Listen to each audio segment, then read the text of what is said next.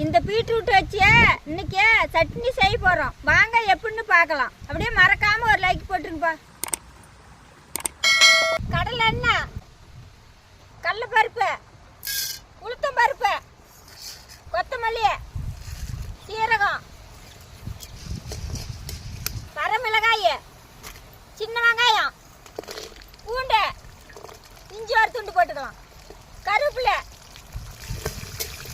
நல்லா வணங்கிச்சு. பீட்ரூட் போட்டுக்கலாம்,